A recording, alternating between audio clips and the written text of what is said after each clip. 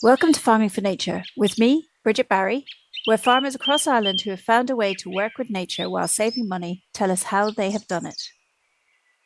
Kim McCall, a beef farmer in County Kildare, has developed a huge respect for biochar, a soil enhancer that not only he can make inside his own gates, but it comes at zero financial cost to him. Today we hear how Kim makes biochar and how spreading it on his land has made a huge difference to the quality of his soil and everything that grows above it. Kim, thanks for joining us today. I know we're here to talk about biochar, but before you do, you might just set the scene and tell us about your farm. My farm is quite a large farm. It's about 214 acres of mixture of grassland and forestry. You could call it either forestry or woodland, of which we have about 175 acres of grass, of which we use principally for suckler cows and a few sheep. Suckler cows being Aubracs, and we sell them as pedigree Aubracs, the heifers, to other producers, and the bulls would go to the dairy herd.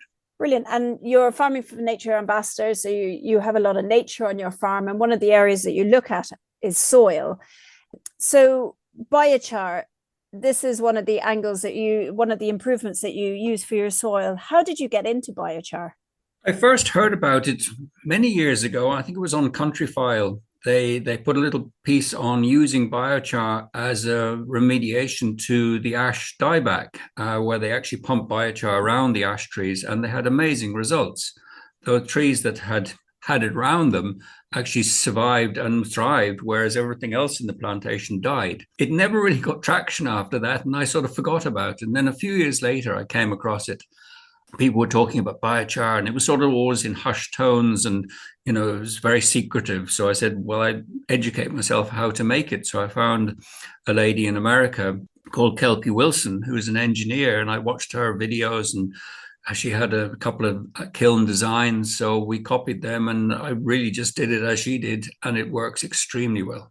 So for someone who doesn't know about it, what is biochar? Biochar, in a nutshell, is charcoal.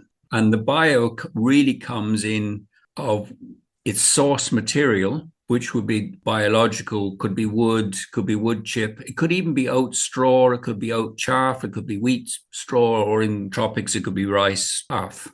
So it's biological, as opposed to other char, which could be certainly not used agriculturally, coming from other sources, even plastics, say.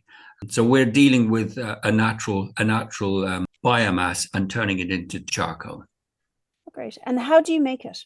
It's called pyrolysis, where you're making biochar in an not necessarily oxygen-free area. You're using an oxygen-starved. So in my case, it's a flame cap kiln. So the flame itself is excluding oxygen reaching the bottom layers of char. Can you take me through the process on your farm visually? What does it look like? Where are you? What do you bring? How often do you make it? First of all, you have to have the right feedstock. So in my case, it would be, say, fallen branches from trees in storms, or dead trees. So it's really any branch wood that is less than, say, 4 inches across. Anything bigger, we would keep for firewood. So it's hedge trimmings, it's fallen branches, it's all that sort of stuff. But the principal thing is you have to have it dry. So it would be, say, fallen the previous winter, and then we would make biochar in the preceding summer, autumn. You must have a reasonably dry feedstock, otherwise you're going to produce a lot of smoke. And in this day and age, smoke's not a good idea. And also smoke is unburnt fuel. So the way we make it is we collect all our feedstock. It could be in 2 or 3 piles. It could be near the yard, or it could be out in the field. So we collect it all up, make sure it's nice and dry, and have it in sort of a couple of different groupings. So you have very fine stuff in one pile and slightly thicker in another pile. So the first way of producing it is to fill your kiln up. Now, I have an Oregon kiln, which is the one that came from America. We got it made here in a local fabricator. It's made out of 3 mil steel, and it's like a cut-off pyramid upside down. So in principle, it's a container, it's a box. It's four-sided. It'll hold about 3.5 cubic meters of char. And principal thing is to fill it up first to a little bit over level. You could then light it. And the most important thing is you always light the fire on top. Small fire, and it'll actually get bigger and bigger. And as it goes down through the material, it actually gets hotter and it burns the smoke. And smoke, as I said, is unburnt fuel. And when it gets to the bottom, it is very, very hot. You're talking up to 700-800 degrees. And then you never let it go to ash. You start loading again slowly with your slightly finer stuff. And then as it moves up, as it starts to fill, you add the slightly thicker material. And you let it burn, and burn will take about 3.5 hours. The whole time it's actually depositing char at the bottom. And as I said earlier, the flame is actually excluding the oxygen from getting to the bottom. And you know when you're getting it right because the flame is staying over the kiln and it's lapping in on itself. So it's actually taking the oxygen from the outside and just keeping it on top. And the other most important thing is you have dry wood and you do it on a very still day. So the heat stays over the kiln and you don't produce any smoke. Smoke is the one giveaway to making bad char. Interesting. Presumably you have to stop the process to prevent it going to ash. So how do you stop it? Exactly. You must not let it get to ash at any stage. When it starts to turn white, you know you're then producing ash. You've taken the feed source all the way through from a growing tree to the carbonization period, then to ash. So you've then, instead of sequestering carbon when you actually use it, you've actually liberated the carbon back to carbon dioxide from whence it came. And that's not what you want to do. So you're stopping. Do you put water on it? Do you cover the flame? Do you? The way I do it is when either the feedstock has run out or the kiln is full and I can't add any more, I would then quench it with water. And there are a couple of methods that I use. Principally, I either use a hose if I'm doing it in the yard, and I get the water going and I pour it down one side in one corner of the kiln. So I'm actually filling from the bottom, and I let the fire keep going on top till everything is used up. And then I would just gradually sprinkle it on top just to put out anything that's still going, and then keep filling from the bottom. And the reason being is that you do not want to let it go to ash. And you must make sure that it's fully quenched, because I had one or two mistakes where I thought I had quenched it and went away, and I came back and there was a great big hole in it where I'd actually missed a piece and it reignited. And so good biochar looks like kind of like charcoal, like that kind of burnt wood, I suppose. Yes, it would. This way, if you did it in a different method, say a sealed container, a T-Lod or one of the more expensive machines, it would actually it sort of self quenches, whereas the flame cap kiln, it doesn't, but it still should come out when you've taken the water out, put the water in, and then you let the water out 24 hours later, and that's the quenching fluid. And I use that back into the slurry tank, or you could reuse it again. You could put it in an IBC, but the biochar then is actually quite hydrophobic. It's actually repelling water, so it doesn't actually take it in easily, because it's still got its natural oils still within the char, even though most of it has been vaporized in the flames. It should have a ring to it. When you actually should have a glassy sort of a tinkle to it if you snap it and drop it on the ground. And it should have a nice shine to it. It shouldn't be dull. It should have a nice shine. Excellent. And so what's next? So you've got your biochar. What do you do with it next? What I do with it next would be let it dry, because it will have a certain amount of moisture sort of adhered to the char. Not really much in it, but certainly adhered to it. So you want to let it dry. What I do is I leave it in a heap. I tip it out onto concrete under cover, leave it in a heap, and then when it's reasonably dry, it could be in the summertime, 2 or 3 weeks maximum, could even be a week, is spread it out, rake it out, break it out into an area. 3.5 meters would be an area roughly 25 feet by, say, 10, 12 feet and about an inch and a half thick. And then I roll it with the tractor and roller. Principal reason being is you want to increase the surface area of the char down to certainly 1/8 of an inch or less. I mean, pepper dust is wonderful because then you've got a huge surface area. And it's really the surface area of the char that is the most beneficial to the microbes in the soil. And how do you then spread it on your land, or when do you spread it on your land? See, that the making of the char, the crushing it, you've now got a material that is very fine, like I say, from an 1/8 of an inch down to very, very fine dust. You want to be careful when it's very dry like that. You shouldn't breathe it in. It's not good for you. So a mask is imperative to use, especially when you're crushing it. And then the next thing is you've got your char, which is charcoal. Biochar is like a house with absolutely no people in it, no furniture, nothing. It's an empty house. It's full of microbial pores. It's like a sponge waiting to be rehydrated. So then you either add it to compost, you could add it to farmyard manure, you can add it to slurry, or you can add other inoculants to it, like you could add various teas to it, nettle teas. You can add urine to it. Really, you can add rock dust. That would be basalt. You could add whatever you're having yourself to it. And that then is added to compost, slurry. It could be watered into your veg garden. You can add seaweed extracts to it. But I principally just put it in the slurry or in the farmyard manure where it is inoculated with various microbes and minerals. Like I said, it's a house, and not only do they go into it, but they actually adhere to it. And then how often do you put it?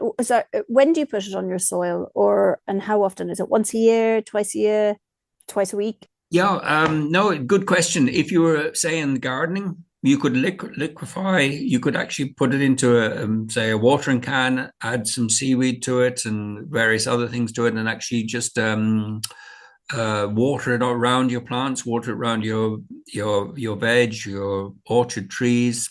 But on the farm, we put it into the slurry. So whenever the slurry, and we put it into the slurry from pretty well from day one of the animals coming in. So it gets a continuous addition through the slurry all the way through till when the animals go out. The slurry would then be agitated, say, and spread out on the land. And it is now fully inoculated. The principal reasons for using biochar in the slurry is to lock up nutrients, but they're locked up in the char, but available when needed by the plants via the mycorrhiza and fungi and protozoa and whoever else is in the soil, your microbes. And in your personal experience, have you seen much difference between biochar and other soil amendments or other NPK replacements? Do you notice a big difference? For one, it's free. You've made it yourself. All it's taken is time, and it's used up a product that would either have rotted away naturally. Now, there is a trend to leaving these heaps, and they do have their benefits for nature. But if you want to sequester carbon to last in the ground, some people say up to a couple of 100 years, some people say much longer. And it is also as I said before, a home for microbes and a way of storing nutrients. And one of the most important things is actually in water. It actually holds a lot of water and will actually be a benefit to the soil in our changing climate, where the summers are getting warmer and drier and for longer periods. So I'm trying to enhance the water holding capacity in the soil. And it could also work in say, very wet soils. It's actually taking up water, but increasing the drainage, which is a bit of a strange one to get your head around, but its water holding capacity is very high. I'm not too sure the exact ratios, but somebody said 8-1. So it's an amazing product. And if you can get it for free and you make it yourself, it has to be a benefit. And you're increasing the fungal load in your soil, which is good. We all all the fields need mycorrhiza, and they have been destroyed over time by various applications of fertilizers, sprays. So we need to increase the fungal load in our fields. And is there any areas on your farm you don't use it? Yes, in some areas I haven't really got round to using it, especially on some of the dry hills where we don't go with the heavy machinery because it has wetter ground below it, and I just haven't got there. We use it on the principal fields that are used for production, and it certainly works. But the fields where we haven't used it, to be honest, I can't really see a difference. But on the dry hills, they do dry much quicker than on the hills that we do go to with the slurry and so on. So there's a definite difference there. But I'm noticing now in the drier periods, we are holding on to our green fields longer. Slightly longer, not forever, but slightly longer than we did before. It's definitely working. But I'm also using other products as well, along with the biochar, which would be biodynamic preparations as well. So I think agriculture on this farm is definitely changing. I mean, my methods have changed drastically in the last 30 years from what I was doing. I mean, set stocking is a definite no-no. Whereas rotational grazing is such a good method of working your cattle or sheep round the farm. You give the land time to rest, and yields have gone up. And I haven't reseeded the principal grasses or all the old grasses, and it really came back down to me this year when we cut hay in September. We cut hay in June and September, and not a bale in between, because as we know, the summer was pretty dreadful. We got a free reseed when we took all the bales off, and I walked over the field, and a couple of weeks later, there literally billions of seedlings coming up, and they're all coming from the mother plants of the field. They're native to that field for the last donkeys of years, 100, 200 years. So they're getting used to a changing climate. And if I look after them by grazing rotationally and adding nutrients and the biochar and the biodynamic preparations, I don't see why those fields can't produce every bit as much grass at a lower cost than all the reseeded grasslands going on. Yeah, and I think the interesting thing about biochar, like you say, it's within your own gates, so there's no kind of financial cost to it, and then it seems relatively easy to make from what I'm hearing. But is there any pitfalls to making or using biochar, do you feel? The principal pitfall, possibly for gardening, is never put it onto your garden uninoculated, as in with seaweed or nettle juice or whatever you want to use yourself, because as I said earlier, it's a sponge. So if you were to put on quite a lot of biochar onto a garden, dig it in, it actually has the ability to suck nutrients out of your garden into the biochar, so inoculating itself. So you would put on biochar, and after 1 year, your garden really has not done very well at all, because it's given to the biochar, it hasn't given to the veg. So it's the most important that you actually inoculate it first. So it's a giving thing rather than letting it as a taker. But where it can be used as a taker is you could actually fill up bags, Hessian bags, say, or even some of these perforated bags like onion bags, with biochar, uncrushed, and put it in your waterways, maybe drainage channels, and it would actually take the nutrients flowing out of drains, say, and it would stop them going into the streams and polluting the streams. And it has been used throughout in some parts of Ireland to do exactly that. You could use a half-done bag of biochar or like I say, an onion bag. And then that biochar in those bags is now being inoculated with nutrients that you can bring back onto your farm or into your garden and use. So, Kim, for those who want to consider making biochar, what do you think are the simple steps to consider? The simple steps to consider are a decent feedstock. So principally dry, and keep it dry. and work out how you want to make it. I mean, there are for a small garden or even a window box, you might just need a tin with a couple of holes in it that you can put some wood in it and put it in your stove. And it's most important to put holes in the tin, otherwise the thing will explode with the gases. And you leave it in there even overnight, and you'll have nice char at the end of it. Or you have a thing called a T-lod, which is a top loading, and it's a couple of barrels. You can look up how to make it. Or you can do a burn pile, which is, you might be on slightly shaky ground, but the most important thing is to light it on top.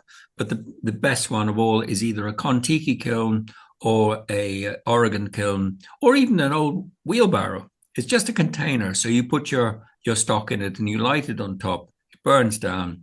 You add till you've either finished the stock or you full, and then you quench it. You can quench it with soil as well. It's really just to exclude the oxygen, and you could put a layer of soil over it, keep it tapped down.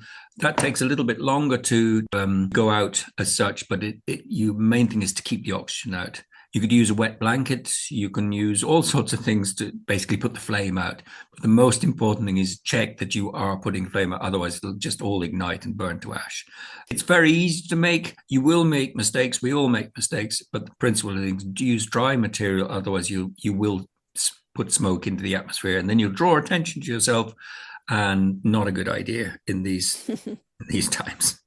And can you buy it, or or is it I think you best to can make buy yourself? it. Yeah. You can buy some commercial stuff. I think I don't want to advertise them, but I think there's a crowd in a big company in the west of Ireland now going to produce it commercially. But I still think, for you to make it yourself, there's 0 air miles in it. You're using your own produced product, and you get a kick out of doing it. And you know that there's not many people making and sequestering carbon for very little cost. I mean, if it's roughly 3 to 1, so in weight and volume, three parts feedstock to make 1 part, or a little bit more, say 4 parts feedstock to make 1 part biochar. And what you're doing is principally taking 3.5 tons of CO2 out of the air to produce 1 ton of biochar. So, in theory, you are sequestering 3.5 tons of CO2 into the air. Now, people say, how does that work out? Well, really, you're liberating the oxygen. You're capturing the carbon. Yeah, amazing. So, Kim, is there any last suggestions or recommendations you'd have around biochar and its use? I'd get some good books. I have a nice little book. It's a nice starter book. It's called Gardening with Biochar, and it's by Jeff Cox. There are many, many others. Just really educate yourself on how to use it, how to produce it, and don't draw attention to yourself with lots of smoke. Well, we know if there's smoke, it's actually you're doing the wrong. You're not making biochar. You're making a mess of it. Making a mess. Kim, it sounds like you've developed a really serious interest and respect for biochar. So thank you for sharing your knowledge with us today. It sounds like a really interesting addition to the farm, and I like the way that you can tackle it yourself with inside your gates without all you need is a match nearly, and that you're kind of, as you say, sequestering carbon at the same time, as well as potentially adding to the overall biodiversity and fertility of your soil and your farm. Kim McCall, thank you so much for being my guest today. Thank you. That's it. You can listen to Farming for Nature on farmingfornature.ie or wherever you get your podcast. Please share, rate and review. It really helps us spread the word. And if you'd like to get in touch, email me on info@farmingfornature.ie.